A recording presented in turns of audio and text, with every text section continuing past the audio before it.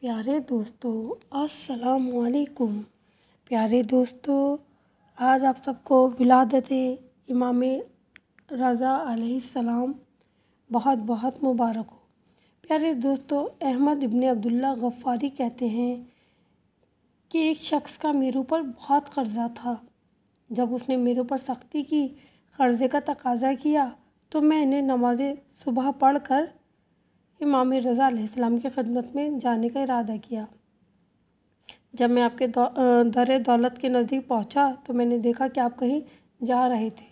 میں نے آگے بڑھ کر سلام کیا، کہا یہ ابن رسول اللہ فلاں شخص کا میرے اوپر بہت قرضہ ہے اور وہ بہت سخت تقاضا کر رہا ہے۔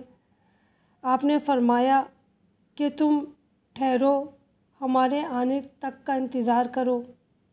رمضان کا مہینہ تھا، بیٹھے بیٹھے شام ہو گئی۔ میں نماز مغرب سے بھی فارغ ہو گیا، مگر حضور تشریف نہ لائے۔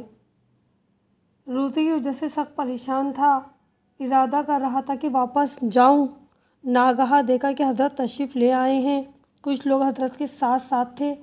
آپ سائلوں کو عطا کرتے چلے آ رہے تھے، یہاں تک کہ دولت سرا میں داخل ہوئے اور کچھ دیر قیام کے بعد تشریف لائے۔ مجھے بلایا، فرمایا شاید تم نے بھی ابھی کھانا نہیں کھایا۔ عرض کی نہیں۔ غلام سے فرمایا کھانا لے آؤ۔ جب میں کھانے سے فارغ ہوا تو فرمایا فرش کا کونا اٹھاؤ اور جو کچھ اس کے نیچے ہے اسے لے لو۔ میں نے جو فرش اٹھا کر دیکھا تو اس